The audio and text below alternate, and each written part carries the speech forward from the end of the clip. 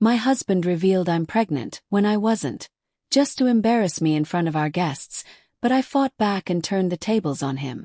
Have you ever watched someone you love completely destroy themselves in front of everyone who matters? Have you ever been so shocked by someone's cruelty that time seemed to stop? Well, buckle up, because what I'm about to tell you is the kind of story that sounds too crazy to be true. But every single word happened exactly as I'm going to tell you. This is about the night my husband decided to humiliate me with the most twisted lie imaginable, and how I made sure he regretted every breath he took to tell it. Trust me when I say you've never heard a revenge story quite like this one. My name is Sarah Williams, and until 6 months ago, I genuinely believed I was living a fairy tale. I had what everyone called the perfect marriage to Mark Williams. Successful lawyer, charming smile, the kind of man who remembered anniversaries and brought me coffee in bed on Sundays. For 5 years, I played the role of the grateful wife, the successful marketing executive who had it all. I should have known that fairy tales don't exist. Let me paint you a picture of who I thought I was married to. Mark was the kind of husband who left little notes in my lunch, who surprised me with weekend getaways, who never forgot to tell me I looked beautiful even on my worst days. He was ambitious but not ruthlessly so, romantic but not cheesy, confident but not arrogant. At least that's what I thought. We met at a mutual friend's wedding 7 years ago. How's that for irony? Where he was the best man and I was a bridesmaid. He made me laugh during the endless photo session, slipped me champagne during the boring speeches, and by the end of the night I was convinced I'd met my person. We dated for 2 years, got engaged on the anniversary of that wedding, and had what everyone said was the most beautiful ceremony they'd ever attended. Our life together looked picture perfect from the outside. We had the renovated Victorian house in the suburbs, the matching luxury cars, the coordinated social media posts that made our friends envious. We hosted dinner parties where Mark would tell stories that had everyone in stitches while I made sure everyone's wine glass stayed full. We were the couple other couples aspired to be. But here's what I didn't know. While I was busy being the perfect wife, Mark was busy creating a completely different life behind my back. The cracks started showing about 4 months before our 5th anniversary, but I was too trusting, or maybe too naive, to see them clearly. Mark started working late more often. Not every night, just enough to seem reasonable. He'd come home with elaborate stories about difficult clients and demanding cases, kissing my forehead and apologizing for missing dinner. I'd reheat his food, listen to his complaints about his workload, and rub his shoulders while he vented about office politics. "Linda's been such a lifesaver," he'd say, mentioning his secretary more and more frequently. I don't know how I'd manage all these depositions without her staying late to help. Linda Martinez had been Mark's secretary for about 8 months at that point. I'd met her briefly at the firm's Christmas party, a petite woman with kind eyes and an infectious laugh who couldn't have been more than 25. She'd complimented my dress and asked about my work with genuine interest. She seemed sweet, professional, and completely harmless. I actually felt grateful to her for helping my husband manage his stress. God, I was so stupid. The second red flag was Mark's sudden interest in fitness. He joined a new gym, started leaving the house at 5:30 a.m. for morning workouts, and began obsessing over his appearance in ways that seemed out of character. When I complimented him on how good he looked, he'd brush it off with false modesty. "Just trying to stay healthy," he'd say. "You know how sedentary my job is." But he started buying new clothes, expensive cologne, and even got his hair cut at a trendy salon instead of his usual barber. When I teased him about his newfound vanity, he laughed it off and said his firm was expecting more client presentations. The third red flag was his phone. Mark had always been casual about his phone, leaving it on counters, asking me to check messages when he was driving, never seeming secretive about anything. But suddenly, his phone was always face down, always password protected, always within arm's reach. When it buzzed during dinner, he'd glance at it with this little smile that didn't reach his eyes. "Work stuff," he'd always say when I asked.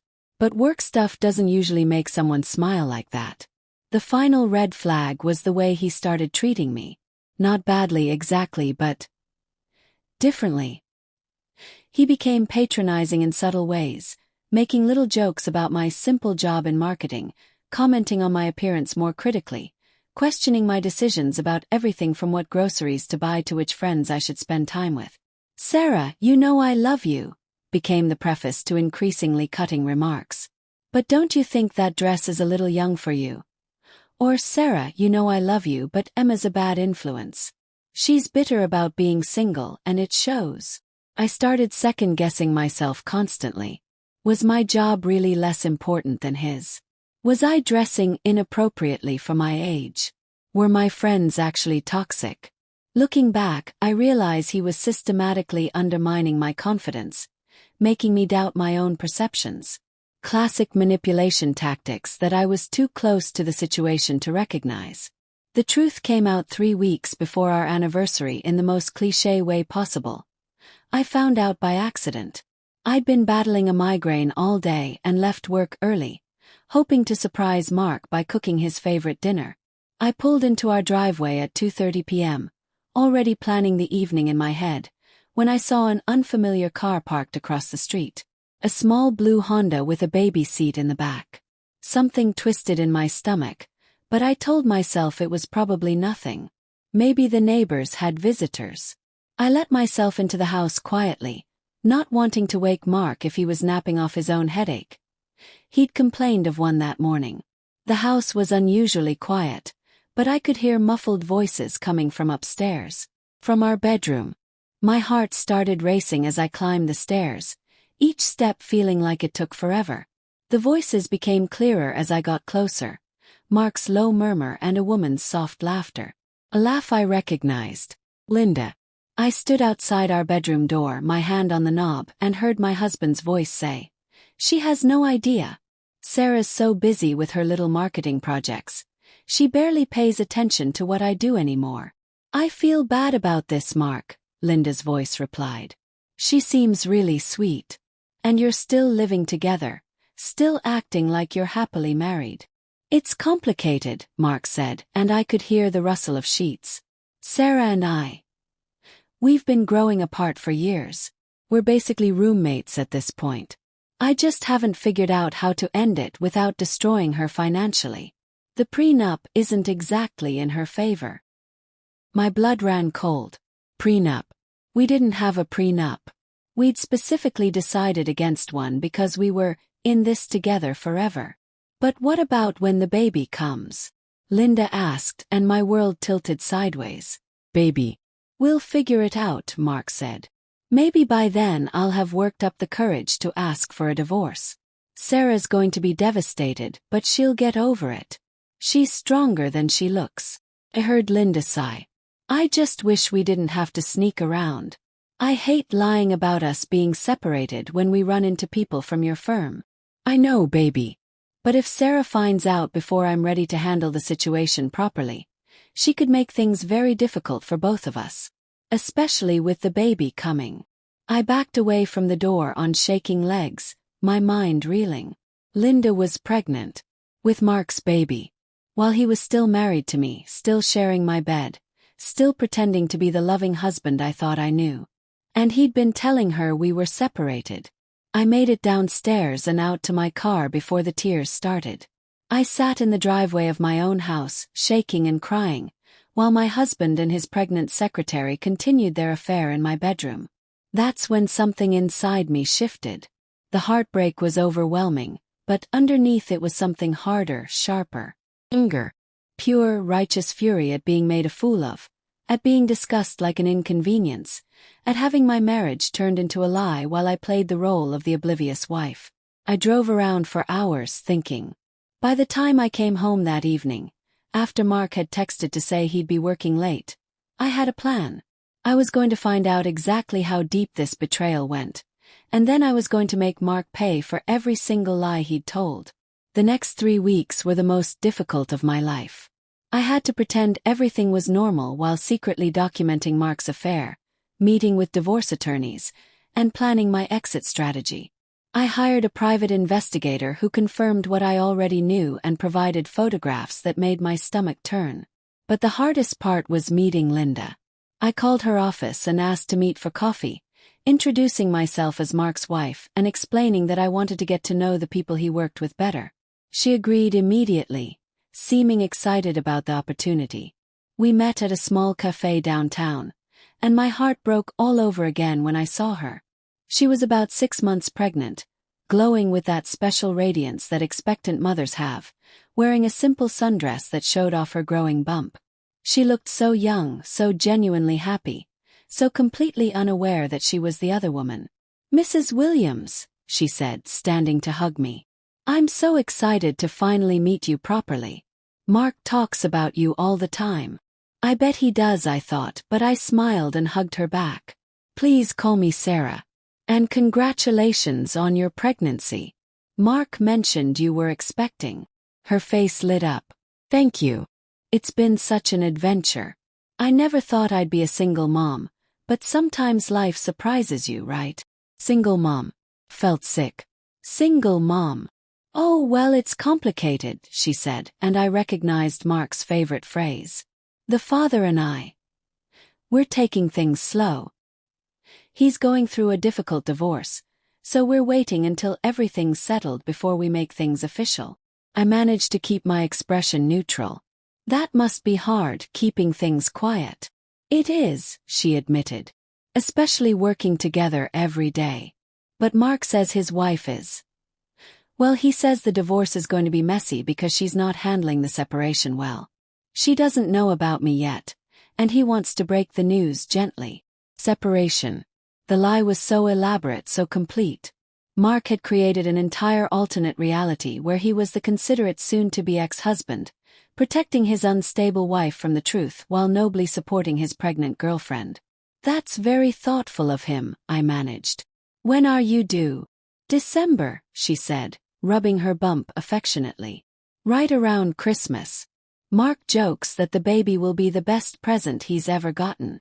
I spent an hour with Linda, listening to her talk about her pregnancy, her hopes for the future, her feelings for Mark. She was a genuinely lovely person, kind, intelligent, excited about motherhood. She deserved so much better than the man who was lying to both of us. By the end of our coffee date, I'd made a decision. I wasn't just going to divorce Mark quietly. I was going to make sure both Linda and everyone else in our social circle knew exactly who he really was. But I never could have predicted that Mark would give me the perfect opportunity to do exactly that. Our 5th anniversary party was my idea, planned during those awful 3 weeks when I was still pretending to be the happy wife. I'd sent out invitations, ordered catering, and coordinated with Mark on every detail. It was supposed to be a celebration of our marriage, a testament to our love story. Instead, it became the stage for the most spectacular relationship meltdown I've ever witnessed. The day of the party, I spent hours getting ready. I chose a stunning red dress that Mark had always said was his favorite, did my hair and makeup perfectly, and put on the diamond earrings he'd given me for our 1st anniversary. If this was going to be our last public appearance as a married couple, I was going to look absolutely flawless. Mark seemed unusually excited about the party, practically vibrating with anticipation as he got dressed.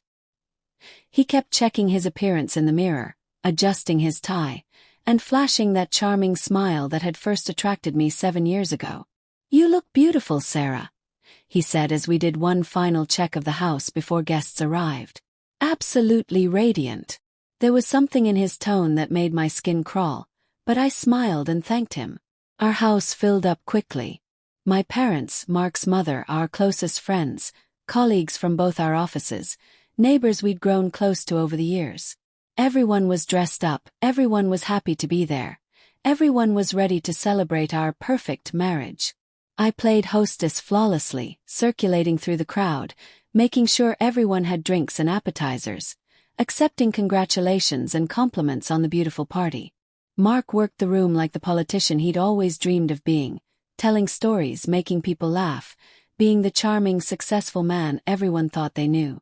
My best friend Emma arrived fashionably late, as always, looking stunning in a black cocktail dress and bringing a bottle of expensive champagne. "For the happy couple," she said, pulling me into a hug. 5 years and still going strong. You two are relationship goals. If she only knew, I thought, but I hugged her back and thanked her for coming. "Where's the man of the hour?" Emma asked, looking around for Mark. "Over there," I said, pointing to where Mark was regaling a group with some story from his law school days. Being his usual charming self. Emma studied my face with the perceptiveness that had made her my closest friend. "Are you okay? You seem, I don't know, tense." I was saved from having to answer by the sound of Mark tapping his wine glass with a fork. "Can I have everyone's attention?" His voice carried clearly across the room, and conversations gradually died down as people turned toward us. My stomach dropped. We hadn't discussed any speeches.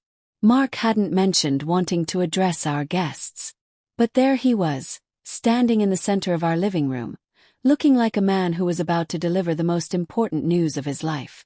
"Thank you all for being here tonight," Mark continued, his arm sliding around my waist and pulling me close to his side. "Sarah and I are so grateful to be surrounded by the people we love most as we celebrate 5 amazing years of marriage." The crowd smiled and raised their glasses, and I felt myself relaxing slightly. Maybe this would just be a sweet anniversary speech. Maybe I was being paranoid. "But tonight isn't just about celebrating the past," Mark said, his grip on my waist tightening. "It's also about looking toward the future. And Sarah and I have some very exciting news to share with all of you." My blood turned to ice. I knew, somehow I just knew, that whatever came out of his mouth next was going to be devastating. "We're going to be parents." The room exploded with joy. Glasses clinked, people rushed toward us with congratulations, and I heard my mother's voice rise above the celebration. "Oh my God, Sarah! Why didn't you tell me?" But I couldn't move, couldn't speak, couldn't do anything but stand there with Mark's arm around me, feeling like I'd been hit by a truck. Because I wasn't pregnant. I had never been pregnant. Mark and I hadn't even had sex in 2 months. But Linda was pregnant. With his baby. The baby he'd just claimed was mine. "Mark," I whispered urgently, my smile feeling like a death mask. "What the hell are you doing?" But he just squeezed me tighter, his voice carrying over the excited chatter. "We found out just yesterday. Sarah took 3 tests to be sure." Laughter rippled through the crowd, and I watched my mother's face, radiant with grandmother's joy, and felt physically sick. These people loved us. They were genuinely thrilled for us. And Mark was using that love and joy to humiliate me in the cruelest way possible. "Honey," I tried again, my voice barely controlled. "Maybe we should." "Oh, she's being modest," Mark interrupted, speaking directly to my mother now. "You should have seen her face when that 3rd test came back positive. I've never seen anyone so happy." Another wave of delighted laughter, and I realized what was happening. This wasn't a mistake or a miscommunication. This was deliberate, calculated cruelty. Mark knew I couldn't contradict him in front of all these people without looking insane. He knew I'd be forced to play along with his sick joke, to smile and accept congratulations for a pregnancy that didn't exist while he got his kicks watching me squirm. He thought he had me trapped. He thought I'd be too embarrassed, too concerned about appearances, too worried about our guests' comfort to call him out. He was wrong. Something clicked inside me as I stood there, listening to our friends and family celebrate the fictional baby Mark had just announced. All the rage I'd been suppressing for 3 weeks, all the humiliation of discovering his affair, all the heartbreak of realizing my marriage was a lie. It all crystallized into perfect, cold clarity. Mark wanted to play games. Fine. Let's play. I took a deep breath, let my smile fade just enough to look appropriately emotional, and placed my hand over his on my stomach. "You know what, darling," I said, my voice carrying that slight tremor that comes with overwhelming emotion. "Since you've decided to share our wonderful news early, maybe it's time we shared all of our wonderful news with everyone tonight." I felt Mark's hand tense under mine, saw the flicker of uncertainty cross his face. But let him wonder what was coming. "Everyone," I continued, turning to face our guests with the same radiant smile Mark had worn moments before. "Mark is absolutely right. This is definitely a night for sharing big, life-changing news. And while he's told you about the baby I'm supposedly carrying, I think you should also know about the baby he actually did create. The excited chatter died instantly. You could have heard a pin drop in our suddenly silent living room. See, about 3 months ago, I made a fascinating discovery, I continued, my voice steady and clear despite the way my heart was hammering against my ribs. I learned that my wonderful husband has been having an affair with his secretary, Linda Martinez. You remember Linda? She was at the firm's Christmas party. Sweet girl, beautiful smile, about 6 months pregnant now. The silence was deafening. I could see shock, confusion, and dawning understanding on faces throughout the room. But here's the really interesting part, I said, my voice gaining strength with each word. That baby Linda's carrying, the one she's so excited about, it belongs to my husband. The same husband who just announced that I'm pregnant when I am very definitely not. Mark's face had gone from confident to pale to a sickly green color. Sarah, what are you? You can't just. Can't just what, honey? I turned to face him fully, and for the first time all evening, my smile was completely genuine. Tell the truth. Share our real news with our friends and family. This is insane, Mark said, but his voice cracked on the words. You're having some kind of breakdown. Am I? I pulled out my phone, scrolled to the photos my private investigator had taken, and held it up so the room could see. Because I have pictures of you and Linda together, Mark. Lots of pictures. Kissing in your car, holding hands at restaurants, shopping for baby furniture together. Emma was the first to find her voice. Holy shit, Sarah. Are you serious? Deadly serious, I confirmed, swiping through several photos. There's Mark helping Linda into his car outside her apartment. There's Mark with his hand on Linda's pregnant belly at a doctor's appointment. And there's my personal favorite, Mark and Linda looking at cribs at babies. Us last weekend while I thought he was playing golf. My mother-in-law's voice cut through the stunned silence like a knife. Mark Anthony Williams, please tell me this isn't true. Mark opened and closed his mouth like a fish gasping for air. Mom, it's not. The situation is complicated. Complicated how? My father demanded. His voice cold with fury. Either you got another woman pregnant while married to our daughter, or you didn't. Which is it? And let's not forget the best part, I continued, riding the wave of adrenaline and righteous anger. Linda doesn't actually know Mark is married. He told her we were separated. She's been feeling guilty about dating a man going through a difficult divorce, and worrying about his unstable, soon-to-be ex-wife. The room erupted. Multiple voices started talking at once, but my mother-in-law's voice rose above the chaos. You told that girl you were divorced? Separated, Mark said weakly. I told her we were separated. We are not separated. I shouted, and the room fell silent again. We are very much married, living in the same house, sleeping in the same bed. At least, we were until I found them together in our bedroom 3 weeks ago. Another collective gasp, this one accompanied by my mother's shocked, "Oh, Sarah." But wait, I said, holding up a finger. There's more. Because not only has Mark been cheating on me and lying to his pregnant girlfriend, he's also been systematically undermining me for months, making me doubt my own perceptions and feel crazy for noticing that something was wrong. I turned to face the room full of people who loved us both, who had celebrated our engagement and danced at our wedding. Mark has been telling Linda that I'm unstable, that I'm making the divorce difficult, that I'm too fragile to handle the truth about their relationship. Meanwhile, he's been telling me that I'm paranoid, that I'm imagining problems in our marriage, that I should trust him more. Emma stepped forward, her face flushed with anger. You son of a bitch. Emma, Mark started. No, Emma cut him off. You don't get to talk right now. Sarah, keep going. I took a shaky breath.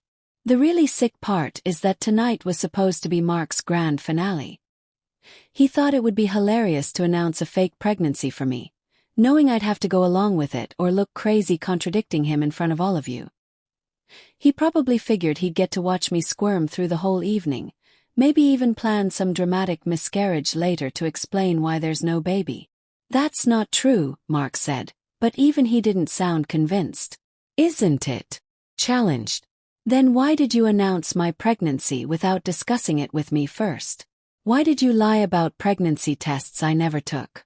Why did you trap me in a situation where I'd look insane for telling the truth?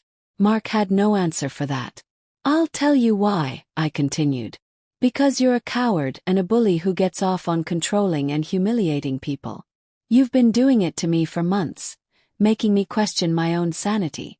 And you've been doing it to Linda, lying about your marriage status and making her complicit in an affair she doesn't even know she's having. My voice was getting stronger with each word, fueled by months of suppressed anger and the incredible relief of finally telling the truth.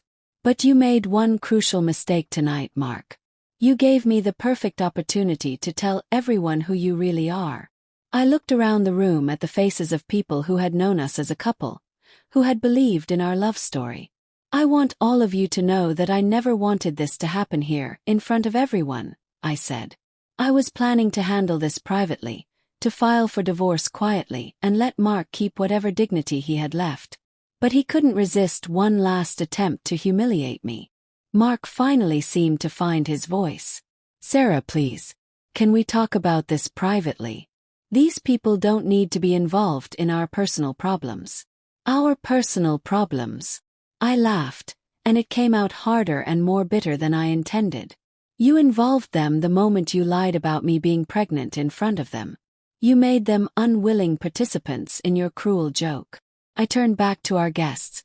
I'm sorry all of you had to witness this. You came here to celebrate our marriage, and instead you got to see it die in real time. But I want you to understand something. This marriage has been dead for months. I just didn't know it until 3 weeks ago. My mother came forward and wrapped me in her arms. Oh, sweetheart. I'm so sorry. Don't be sorry for me, Mom, I said, hugging her back. Be sorry for Linda. She's 6 months pregnant, alone, and doesn't even know her boyfriend is married. You said you had coffee with her, Emma said. Does she know now? I smiled grimly. She will tomorrow. I'm meeting her for lunch to show her our wedding photos and explain exactly how she's been lied to. Mark's face went from green to white. You can't do that, Sarah. Think about the baby. I am thinking about the baby, I snapped. That child deserves to know what kind of man its father really is. And Linda deserves to make informed decisions about her future. You're trying to destroy my life, Mark said, and for the first time, he sounded genuinely afraid. I'm not trying to destroy anything, I replied calmly. I'm just telling the truth. If the truth destroys your life, that's on you, not me. My mother-in-law stepped forward, her face etched with disappointment and shame. Mark, I raised you better than this. Mom, please. No, she cut him off. There is no excuse for what you've done. To cheat on your wife, to lie to that poor pregnant girl, to try to humiliate Sarah in front of everyone. I don't even recognize the person you've become. I made mistakes, Mark said desperately. But we can work through this. Sarah, we can go to counseling, we can work through this. I stared at him in disbelief. Mark, you got another woman pregnant. You've been living a double life for months. You tried to publicly humiliate me tonight with a pregnancy lie. What exactly do you think we're going to work through? I love you, he said, and the words sounded hollow even to him. No, you don't, I replied with perfect certainty. You love the idea of me. The perfect wife who doesn't ask questions, who believes your lies, who makes you look good at parties. But you don't love me, Mark. If you loved me, you never could have done any of this. The room was completely silent except for the ticking of the grandfather clock in the corner. I want all of you to know, I said, addressing our guests one final time, that I'm filing for divorce on Monday morning. My lawyer says it's going to be one of the most straightforward cases she's ever seen, given the amount of evidence I've collected. Mark's eyes widened. Evidence? Oh yes, I said sweetly. 3 weeks is a long time to document someone's affair. I have photographs, credit card statements, hotel receipts, phone records, text messages. Everything my lawyer needs to ensure that Linda and her baby are financially secure, and that I'm compensated for the emotional distress of discovering my husband's double life. I pulled out my phone again and showed the room a screenshot of text messages. "This is from last Tuesday," I said. Mark texting Linda. "Can't wait to start our real life together once this divorce is final. Sarah's going to take it hard, but she'll get over it. Some people just aren't meant for forever love like we are." The collective intake of breath from our guests was audible. "Forever love," I repeated mockingly, while he was still sharing my bed and planning anniversary parties with me. Emma started clapping slowly. "Sarah, you are a badass." "No," I said, surprising myself with how calm I sounded.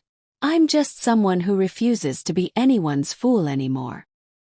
Mark looked around the room desperately, as if searching for allies, but every face reflected disappointment, anger, or disgust. Even his oldest friends were looking at him like they'd never seen him before. "This isn't how I wanted things to end," he said weakly. "Really?" Challenged. "Because it seems like you put a lot of effort into making sure things ended exactly like this. You could have asked for a divorce months ago. You could have been honest with both Linda and me. Instead, you chose to lie, cheat, and try to humiliate me in front of everyone we know." I looked around the room one more time, taking in the faces of people who had been our friends, our family, our community. "Thank you all for coming tonight," I said formally. "I know this isn't the anniversary celebration any of us expected, but at least now everyone knows the truth.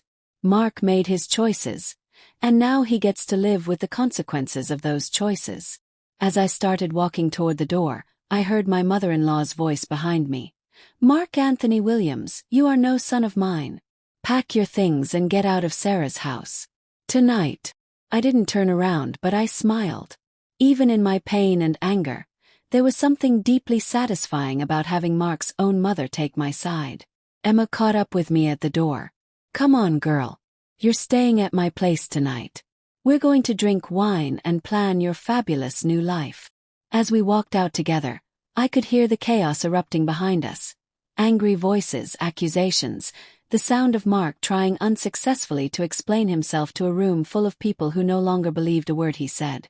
That was 6 months ago, and I'm writing this from my new apartment. A gorgeous one-bedroom with hardwood floors and huge windows that let in floods of natural light. The divorce was finalized last month, and thanks to all that documentation I mentioned, Mark ended up paying substantial alimony and a settlement that allowed me to start fresh. The best part: Linda and I have become friends. Sounds crazy, I know. The wife and the mistress, bonding over their shared experience of being lied to by the same man. But Linda turned out to be exactly what I thought she was during our first coffee date. A genuinely good person who deserved so much better than Mark's lies. When I showed her the wedding photos and explained the truth about our separation, she was devastated. Not just about Mark's lies, but about the pain she'd unknowingly caused me. She cried for hours, apologizing over and over, even though none of it was her fault. "I would never have gotten involved with a married man," she told me through her tears. "Never. The fact that he made me complicit in hurting you makes me sick." We talked for hours that day, comparing notes on Mark's behavior, his lies, his manipulations. It was therapeutic for both of us to realize that we weren't crazy, that the red flags we'd both noticed were real, that Mark was exactly as deceptive as we'd suspected. Linda broke up with Mark immediately, of course. She's raising her daughter. Yes, it's a girl, as a single mother with financial support from Mark but no romantic relationship. She named the baby Grace, which I think is perfect. "She's going to grow up knowing her worth," Linda told me when Grace was born in December. "She's never going to settle for a man who lies to her." I was there when Grace was born, actually. Linda didn't have much family support, and Mark had proven himself to be completely unreliable during her pregnancy. So when she went into labor at 3 a.m. on a snowy December night, I was the one she called. "Sarah." Her voice was shaky with pain and fear. "I know it's crazy to ask, but could you drive me to the hospital? Mark was supposed to be here, but he's not answering his phone, and I don't have anyone else." "I'll be right there," I said, grabbing my keys without a second thought. I held Linda's hand through 12 hours of labor, coached her through contractions, and was the second person to hold baby Grace after the nurses cleaned her up. It was surreal and beautiful and healing in a way I didn't expect. Mark showed up when Grace was already 6 hours old, looking rumpled and hungover, full of excuses about a work emergency that everyone knew was bullshit. Linda took one look at him and asked him to leave. "You weren't here when your daughter was born," she said calmly. "Sarah was. That tells me everything I need to know about who's actually going to be in Grace's life." That was the last time Linda gave Mark the benefit of the doubt about anything. As for me, I've been rediscovering who I am outside of my marriage to Mark. I got a promotion at work. Apparently, when you're not constantly second-guessing yourself because your husband is undermining your confidence, you perform a lot better. I've been traveling, taking art classes, dating when I feel like it, and basically living my life on my own terms for the first time in years. The dating has been interesting. I'm cautious now in ways I never was before, much more aware of red flags and manipulation tactics. But I'm also more confident, more assertive, more willing to trust my own instincts. The experience with Mark taught me that I'm stronger than I thought I was, that I can survive betrayal and come out better on the other side. Emma jokes that Mark accidentally did me the biggest favor of my life by showing me exactly who he was in such a dramatic fashion. "Can you imagine if he'd been smarter about it?" she said recently over brunch. "If he'd just quietly divorced you and married Linda without all the drama, you might have spent years blaming yourself, wondering what you did wrong." She's right. As painful as that anniversary party was, it gave me something invaluable. Absolute clarity about who Mark really was and proof that none of his behavior was my fault. The aftermath wasn't easy. Our social circle essentially split down the middle. Most people sided with me once they understood the full scope of Mark's deception, but a few bought into his narrative that I'd ambushed him and handled things poorly by airing our dirty laundry in public. "You could have handled that more privately," one of Mark's law school friends told me at a mutual acquaintance's birthday party a month after the anniversary disaster. "It was pretty brutal to expose him like that in front of everyone." I stared at him in disbelief. He announced a fake pregnancy for me in front of everyone. He tried to humiliate me publicly while carrying on an affair that resulted in an actual pregnancy. But I'm the one who handled things badly. I'm just saying there are more mature ways to handle marital problems. "You're absolutely right," I replied sweetly. The mature way would have been for Mark to ask for a divorce before getting another woman pregnant. But since he chose to lie, cheat, and try to publicly embarrass me, he got exactly the response his behavior deserved. That friend, and a few others like him, gradually faded from my life. I realized they weren't really friends anyway. They were Mark's buddies who tolerated me as part of the package deal, and they were more comfortable maintaining their illusions about his character than dealing with the messy reality of what he'd done. But the people who really mattered, my family, my closest friends, even Mark's mother, rallied around me in ways that still make me emotional to think about. Mark's mother, Patricia, deserves special mention. She could have chosen to protect her son, to minimize his actions, to blame me for not being woman enough to keep him happy, or whatever misogynistic nonsense people sometimes spout in these situations. Instead, she cut Mark off completely and essentially adopted me and Linda as her daughters. "You were my daughter-in-law for 5 years," she told me a week after the party. "That doesn't stop just because my son turned out to be an ass. And Linda is carrying my granddaughter, which makes her family too, whether Mark likes it or not." Patricia was there for Grace's birth too, crying happy tears and promising her granddaughter that she'd always have strong women in her life to show her what she deserved from the world. The legal proceedings were surprisingly straightforward, thanks to all the evidence I'd gathered. Mark's lawyer tried to argue that I'd been vindictive in collecting documentation, but my attorney shut that down quickly. Mrs. Williams suspected her husband of infidelity and took reasonable steps to confirm her suspicions before making major life decisions, she told the mediator. "That's not vindictive, that's sensible." Mark tried to claim that some of our marital assets should go toward supporting Linda and the baby, essentially asking me to subsidize his affair. The judge was not amused. "Mr. Williams, you created this situation through your own choices," the judge said dryly. "Your financial obligations to your child and Ms. Martinez are separate from your divorce settlement with your wife. Mrs. Williams is not responsible for the consequences of your extramarital relationship. In the end, I got the house, half of Mark's retirement accounts, substantial alimony for 3 years, and a settlement that reflected the emotional distress of discovering my husband's double life. Mark got to keep his law practice and his debts, and the knowledge that his actions had cost him his marriage, his relationship with his mother, and most of his friends.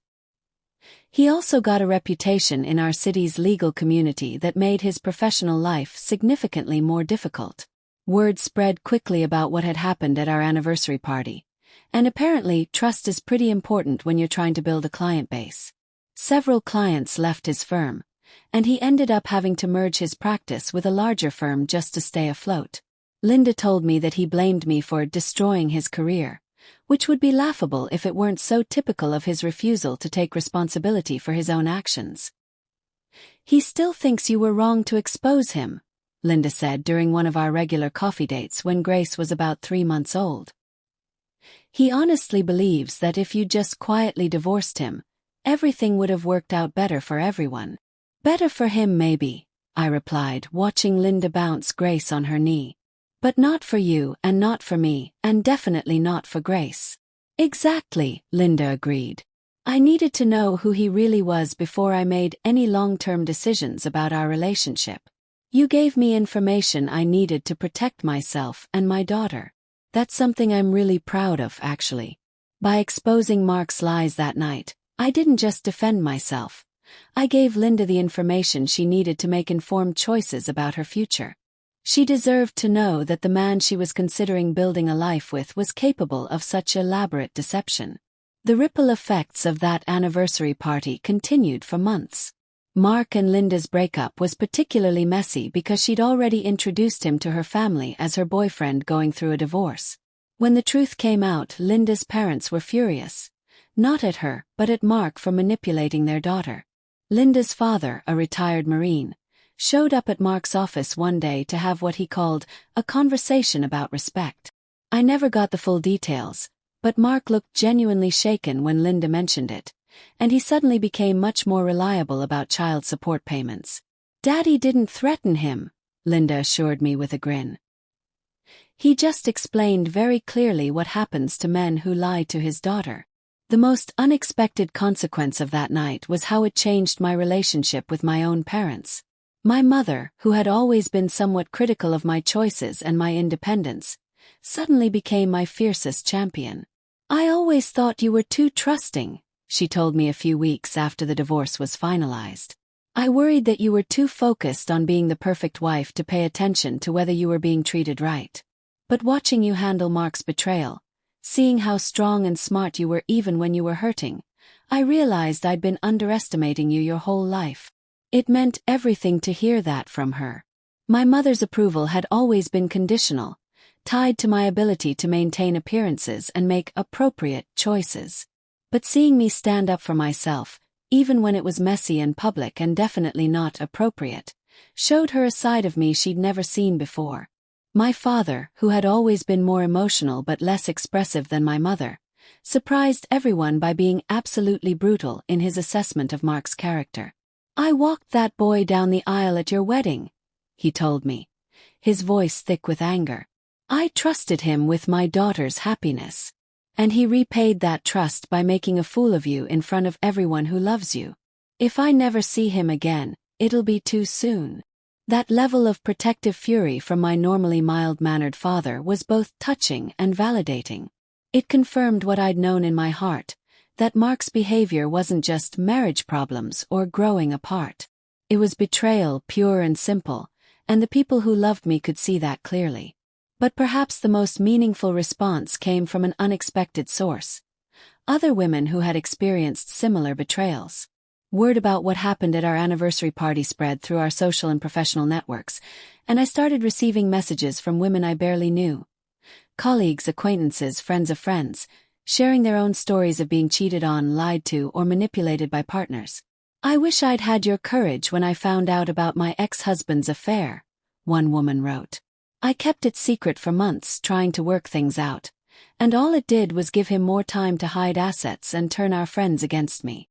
You showed me that I don't have to protect someone who's hurting me, wrote another. I've been covering for my boyfriend's lies for 2 years, making excuses for him, blaming myself for his behavior. Seeing you refuse to do that gave me the strength to leave. These messages were incredibly moving and helped me understand that my decision to expose Mark publicly had consequences far beyond our immediate situation. By refusing to protect him from the natural consequences of his actions, I'd inadvertently given other women permission to stop protecting the people who were hurting them. There was one message in particular that I'll never forget, from a woman named Jessica whose husband had been having multiple affairs throughout their 10-year marriage. I kept his secrets for years, she wrote. I thought that was what a good wife did. Protect her husband's reputation, handle problems privately, keep up appearances. But watching your video of that anniversary party, yes, someone filmed it and it's been shared in various private groups, with your permission I hope, I realized that by protecting him I was enabling him. He never faced real consequences for his actions because I was always there to clean up his mess. You showed me that sometimes the most loving thing you can do is let someone face the full weight of their choices. Actually, let me address that video situation because it's been a source of both pride and anxiety for me. Someone at the party, I never found out who, recorded the whole confrontation on their phone and shared it in a private Facebook group for women going through divorces. From there, it spread to other private groups focused on infidelity recovery, toxic relationships, and women's empowerment. I was initially mortified when I found out. The idea of my most vulnerable, angry, painful moment being shared among strangers felt like a violation. But then I started seeing how the video was being used, not for entertainment or gossip, but as an example of how to stand up to gaslighting and manipulation. Women were sharing it with friends who were being lied to by cheating partners. Therapists were using it, with my permission, which they sought out and received, as an example of healthy boundary setting in the face of public manipulation. It became a teaching tool about recognizing and responding to emotional abuse. Your video probably saved my marriage, one woman messaged me. Not because I stayed with my cheating husband, but because it showed me exactly what gaslighting looks like. When my husband tried to tell our family that I was overreacting to his affair, I recognized the same tactics Mark used on you.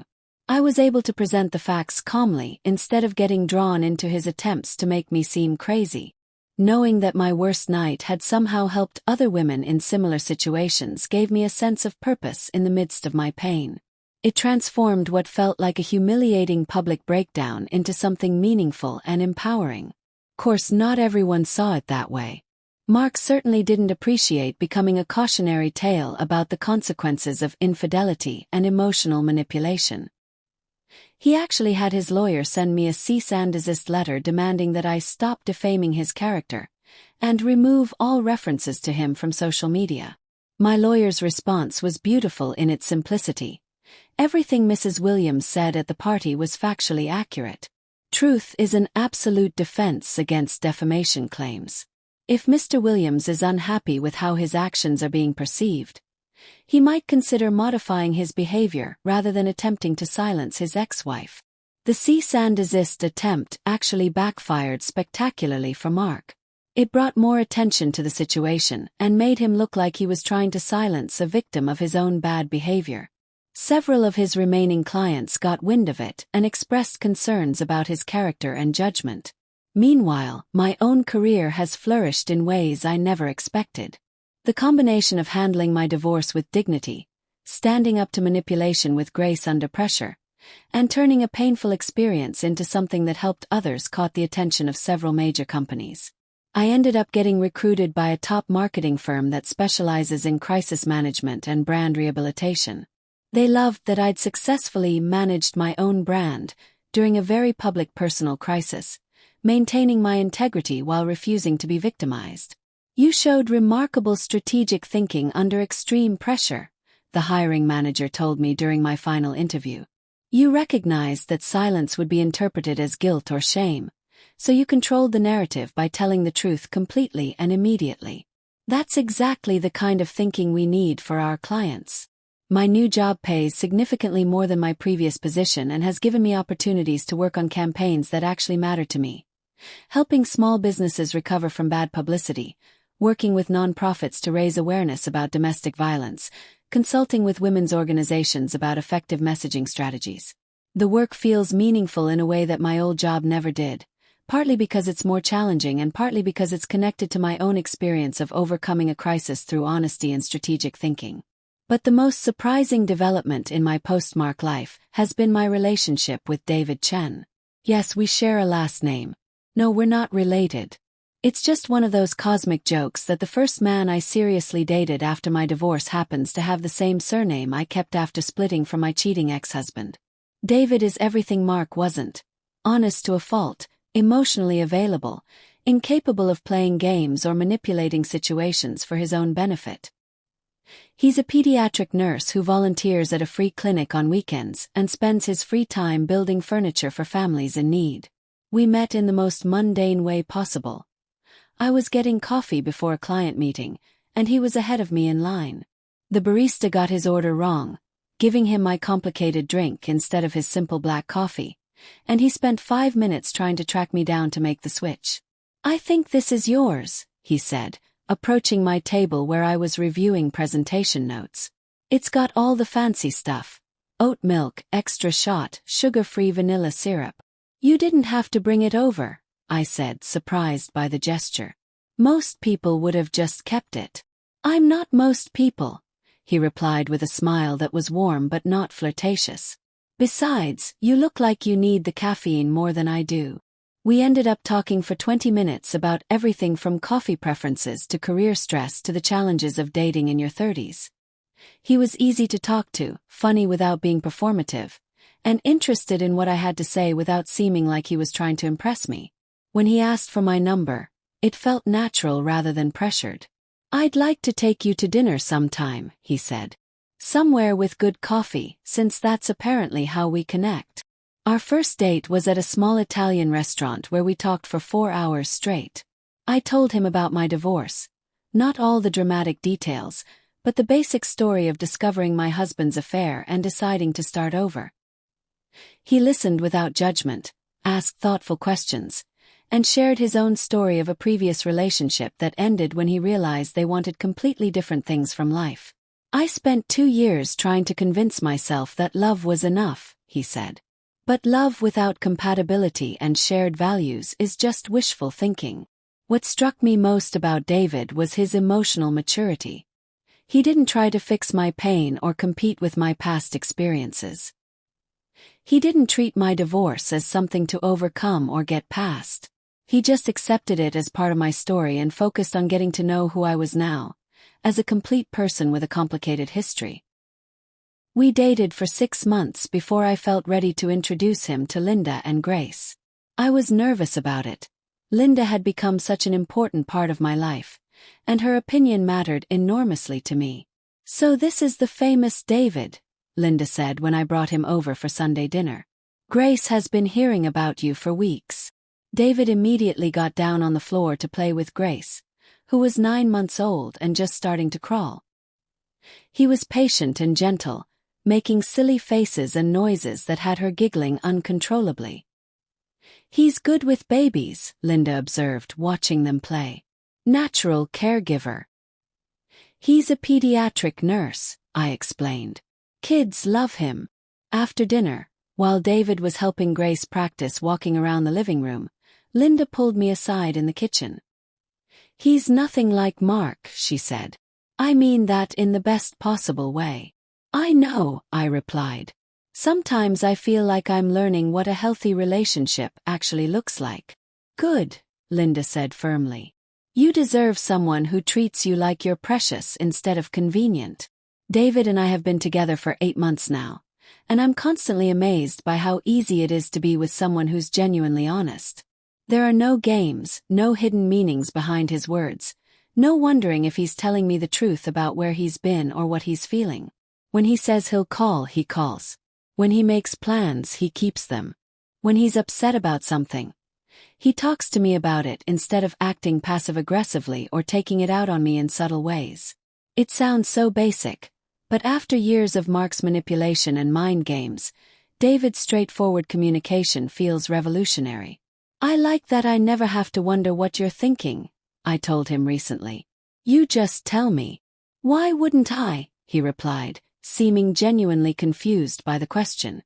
We're partners. Partners communicate openly. Partners.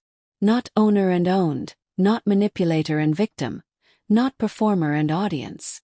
Partners. The contrast between my relationship with David and my marriage to Mark has taught me so much about what I was accepting before, thinking it was normal. The constant second-guessing, the feeling of walking on eggshells, the exhaustion that comes from never knowing which version of your partner you're going to get. None of that was love. It was control disguised as love. David has met Mark exactly once, when we ran into him at a restaurant downtown. Mark was there with some woman I didn't recognize. Not Linda, who had moved back to her hometown to be closer to her family while raising Grace. Sarah, Mark said, standing up from his table as we walked past. You look good. Thank you, I replied politely but coolly. This is David Chen. David, this is my ex-husband, Mark. The two men shook hands, and I could see Mark sizing David up, looking for weaknesses or threats. David, meanwhile, was perfectly pleasant but clearly unimpressed by Mark's presence. Nice to meet you, David said simply, then turned his attention back to me. Should we ask for that corner table? It looks quieter. As we walked away, I heard Mark call after us. Sarah, if you ever want to talk about things. No, thank you, I called back without turning around. I have everything I need. Later over dinner, David asked if I was okay with the encounter. I'm fine, I said, realizing it was completely true. A year ago, seeing him would have ruined my whole evening. But now, he's just someone I used to know who made bad choices. He seemed like he wanted to get a reaction from you, David observed. Like he was testing to see if he still had any effect on you. Probably, I agreed. Mark never could handle being irrelevant. Well, he definitely is now, David said with a smile. You've built a whole new life that has nothing to do with him. And that's the truth. Mark is completely irrelevant to my current happiness. He's not the villain of my story anymore. He's just a chapter that ended badly but taught me important lessons about what I want and what I won't tolerate. The anniversary party that was supposed to humiliate me actually became the moment I took control of my own narrative. Instead of letting Mark write the story of our marriage's end, I wrote it myself in real time, in front of everyone who mattered to us. I told the truth when it would have been easier to lie. I stood up for myself when it would have been more comfortable to stay quiet. I chose dignity over appearances, authenticity over approval, and my own integrity over everyone else's comfort. And you know what? It worked. Not in the sense that everything immediately became perfect. Divorce and heartbreak and rebuilding your life is never perfect. But it worked in the sense that I became the person I was always meant to be. Someone who values herself enough to refuse mistreatment, even when that mistreatment comes wrapped in charm and delivered in front of an audience. The woman who stood in her living room 6 months ago, exposing her husband's lies while her heart broke in front of 30 witnesses, was the strongest I've ever been. She just didn't know it yet. Now I do. And that knowledge has changed everything. I'm writing this story for any woman who has ever been made to feel crazy for noticing red flags, who has ever been gaslit into doubting her own perceptions, who has ever been asked to protect someone else's feelings while her own are being trampled. You're not crazy. Your instincts are probably right. And you deserve so much better than someone who treats your pain as entertainment. Mark thought he could embarrass me into silence, manipulate me into compliance, and control me through public humiliation. Instead, he gave me the perfect stage to show everyone exactly who I was, a woman who refuses to be anyone's fool. Sometimes the best revenge isn't carefully planned. Sometimes it's just telling the truth at exactly the right moment. And sometimes when someone tries to make you the punchline of their cruel joke, the most powerful thing you can do is flip the script and become the hero of your own story.